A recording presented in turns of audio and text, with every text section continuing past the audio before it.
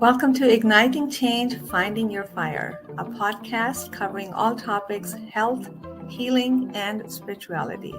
I'm your host, Meena Puri. Thank you for joining me.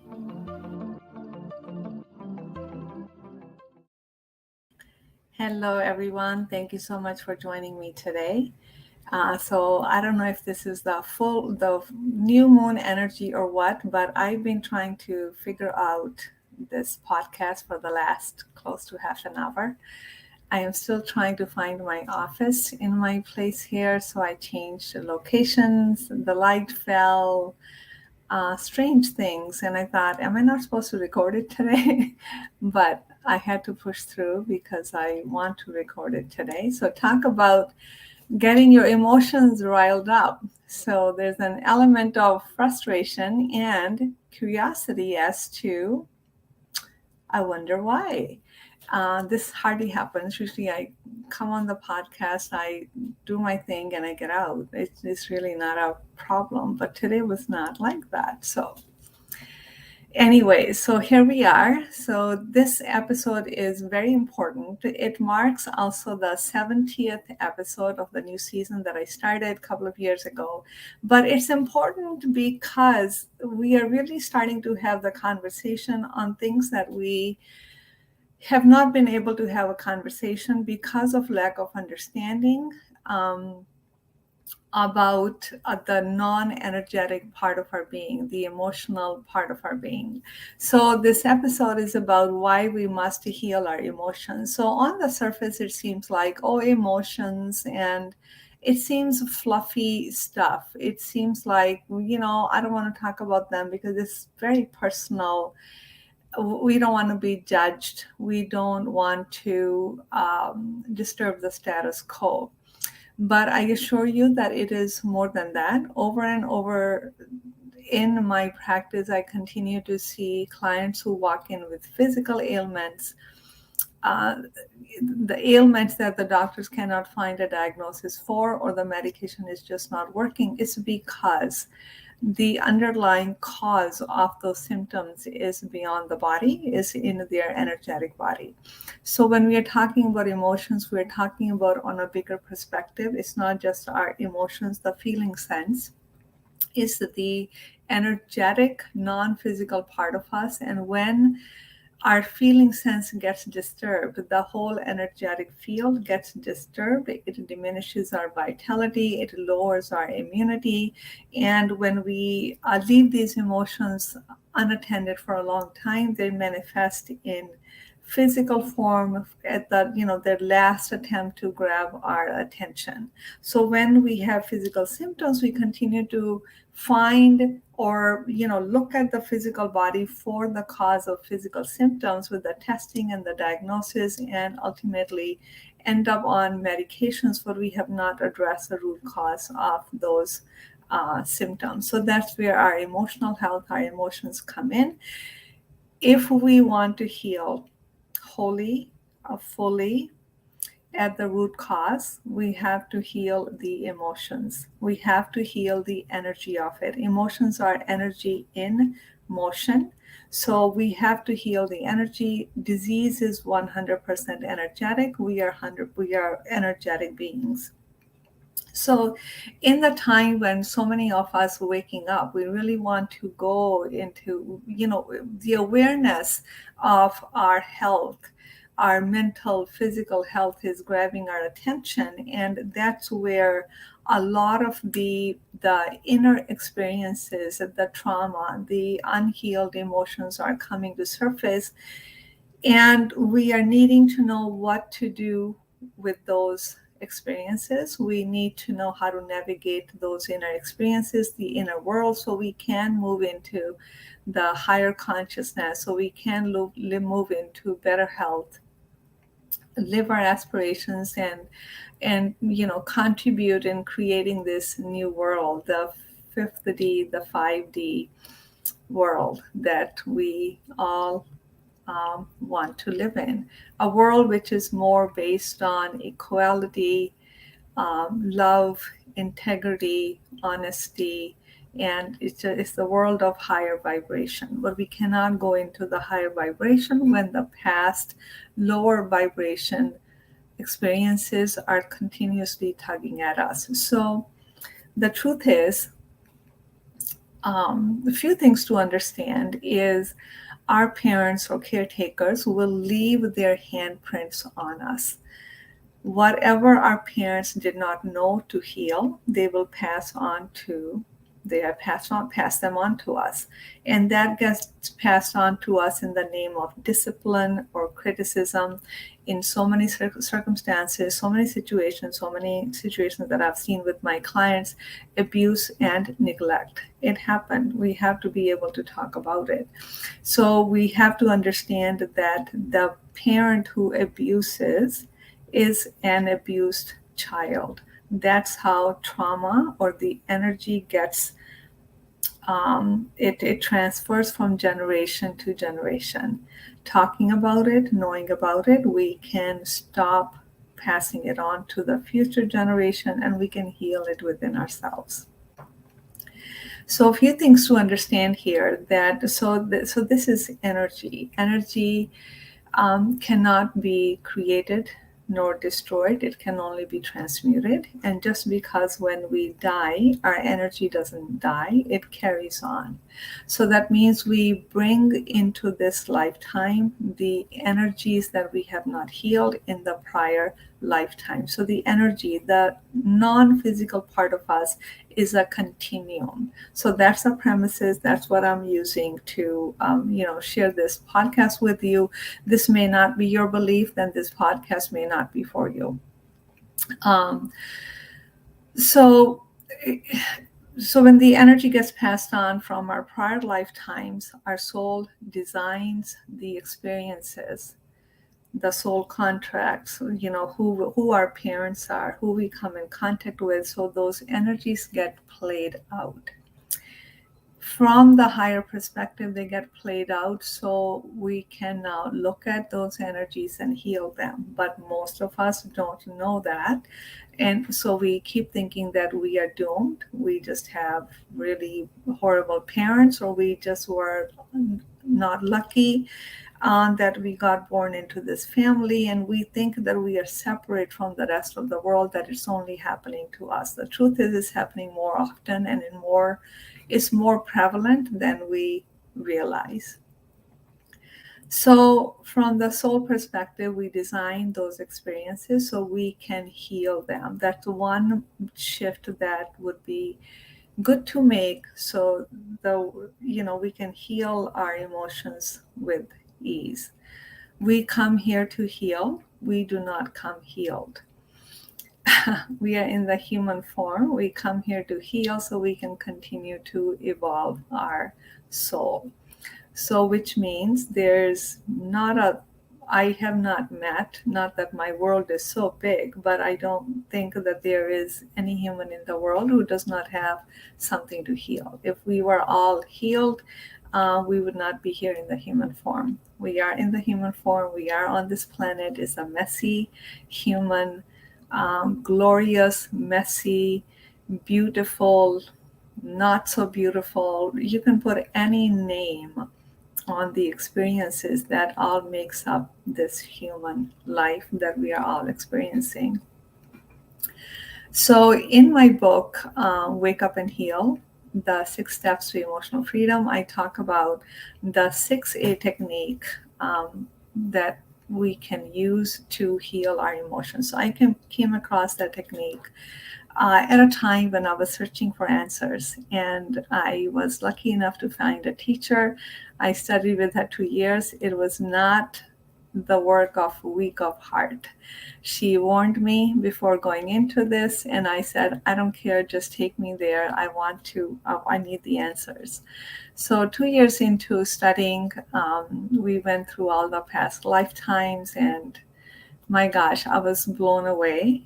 But the technique, everything just resonated full on with me. It resonated, it made sense, and I just connected with it in a very deep way.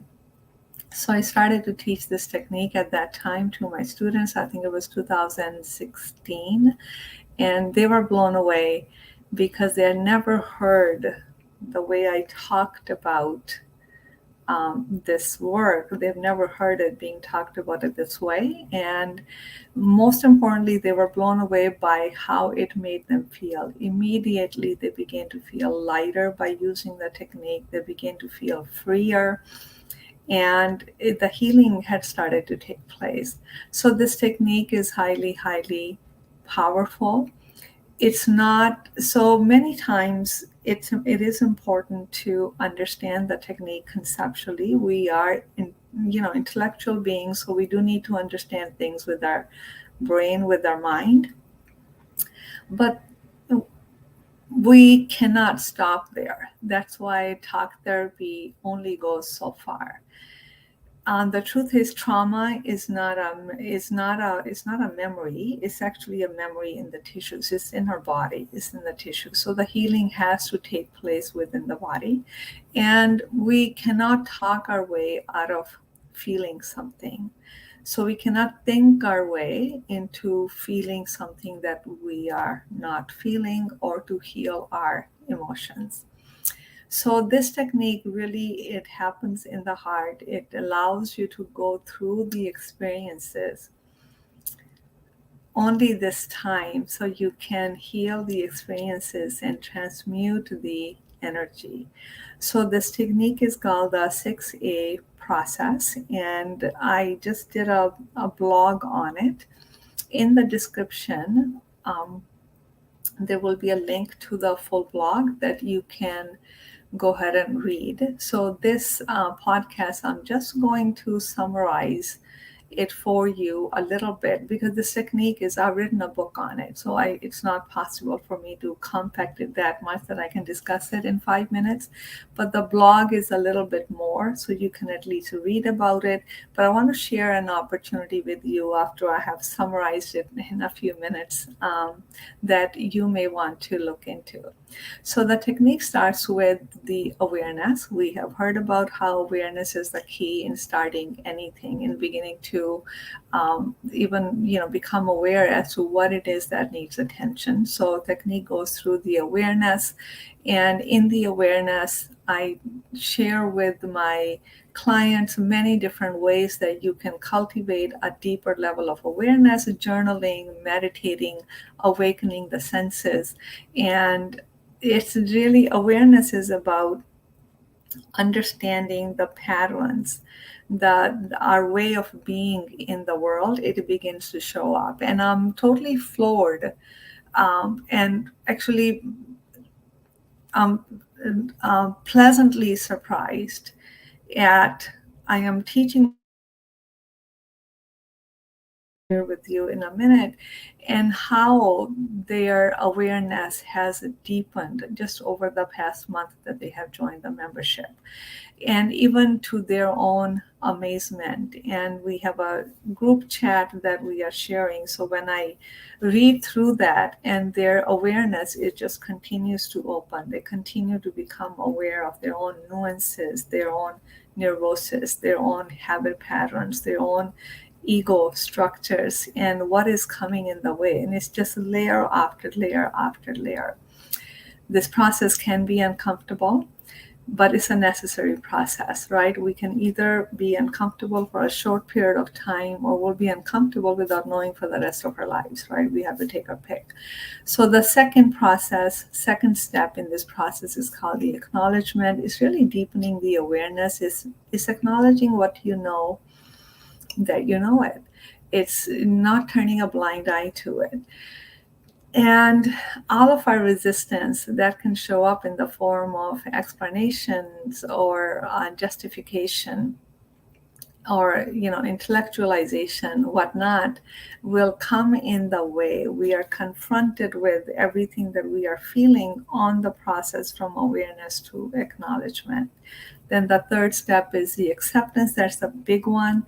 The road from awareness to acceptance is filled with every human emotion that you can imagine: resentment, anger, fear, betrayal, being victimized, and guilt, shame, blame.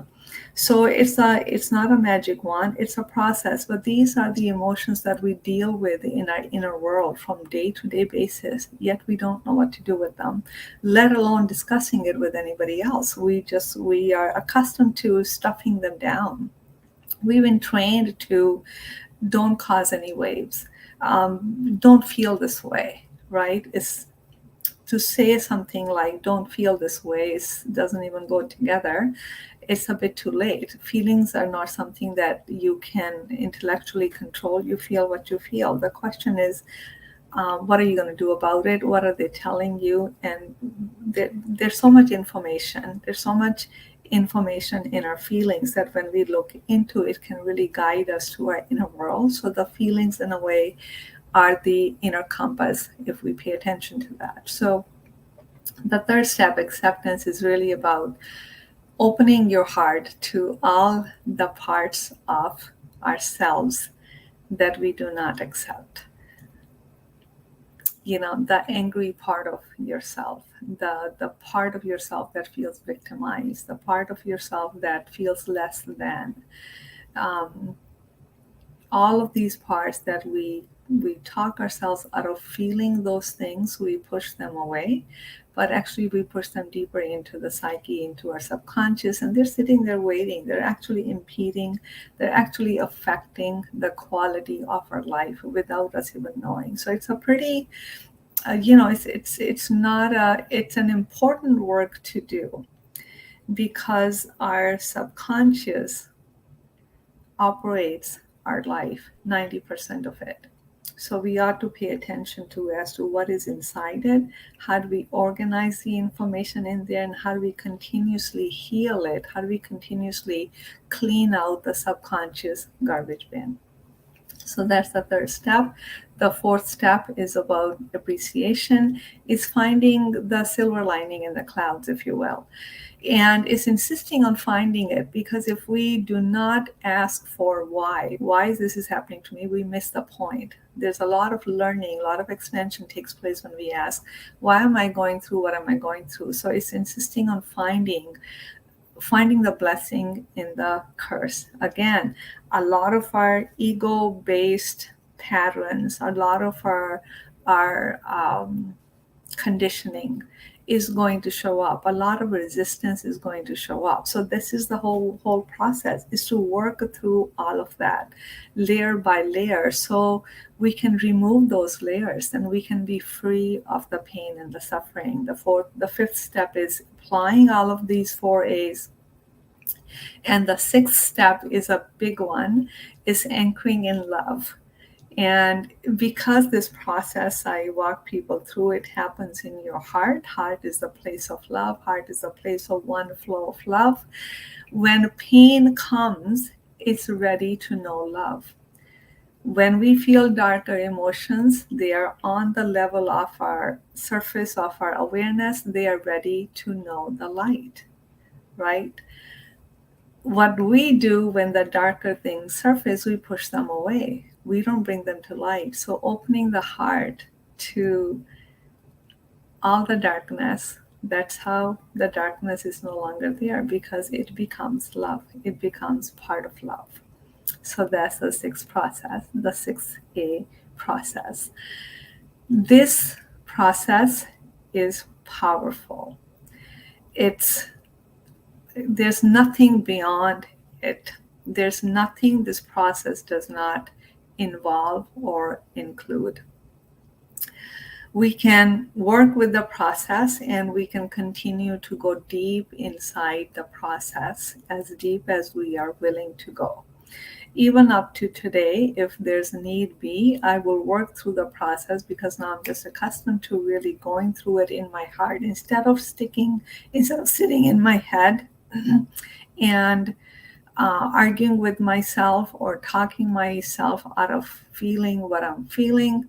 It's a practice of dropping into the heart, and just it's a self meditation. You go through the process within your own heart. You heal at the deepest level. You feel the healing. You feel the light. You become it. And then this is how we heal all the past trauma. So I have been teaching this process since I said 2016. My clients who come to me, this is what we are. Humanity is struggling with. We are all struggling with the traumatic experiences we have had. Few years ago, we were still able to put a lid on it. We are moving into times of greater awareness where there's light is shining on all of our darkness. It's a good thing and it's an uncomfortable thing. So we look at the, we are being asked to look at all of our darkness, not so we can punish ourselves, but so we can turn or transmute that darkness into light. So we feel light. We literally feel light, as in heavy. We feel light.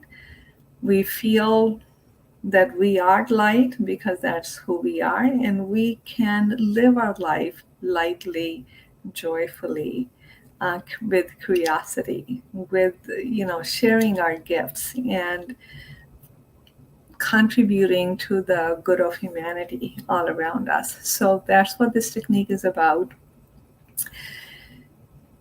I feel, because I've used it for myself and for hundreds of my clients, I really believe this technique can help you heal lifetimes of trauma and move mountains of energy and free you from the pain and suffering. But it was, again, this is the kind of work many people will hesitate to do because they want to know what they're going to get. You have to be inside it to know what you're going to get. You'll get what you'll get. You'll get healing. That's what you will get, right?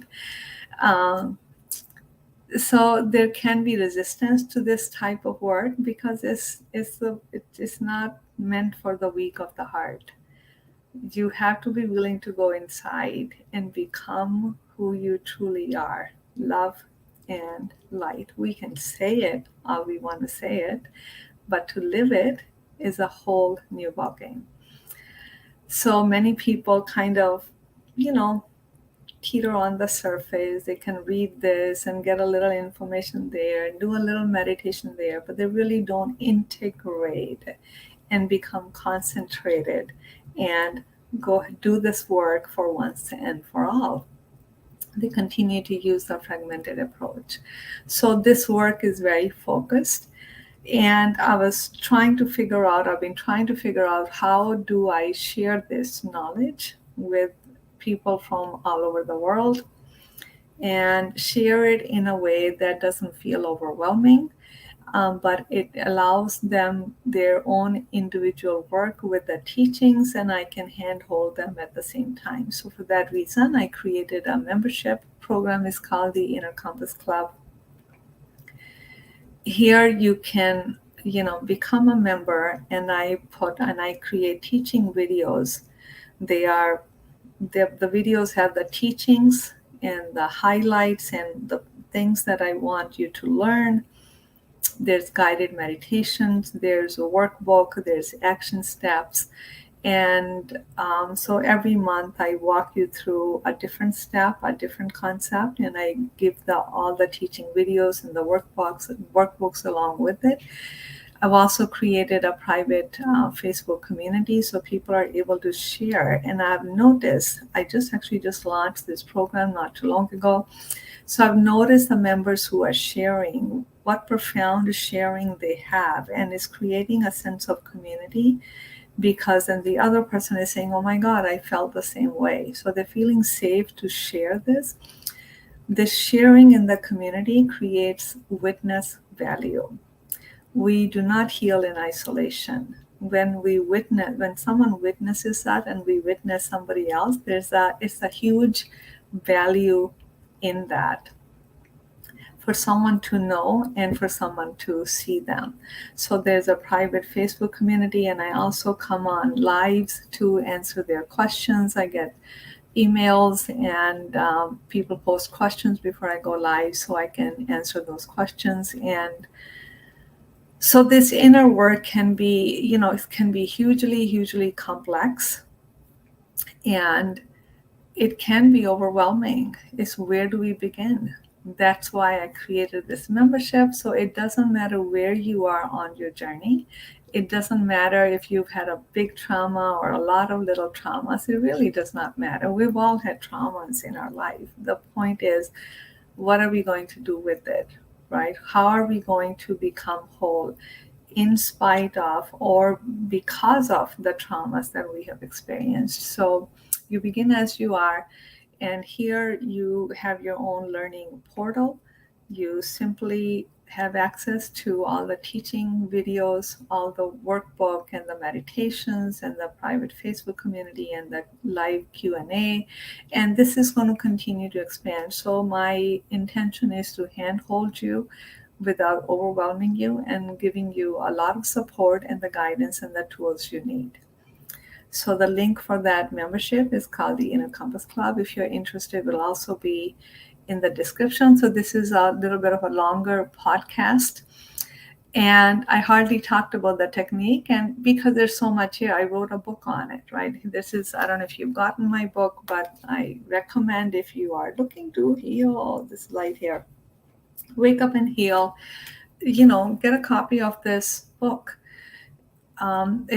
It's a small book, but it's potent. It's filled with a lot of good stuff that is really going to help you. So with that, I'm going to end this podcast. This podcast was a little bit, maybe not as organized, but I wanted to get it done. I didn't have a good start. So hopefully you will take many things away from this podcast. Take a look at the blog that I did on this healing process. Take a look at the membership that I have created for you. And I thank you for tuning in. And I look forward to seeing you at the next podcast. Thank you so much. Thank you for watching. You can find all episodes of Igniting Change, Finding Your Fire at ayurvedikhealingcenter.com. Don't forget to hit the like and subscribe button and share your comments.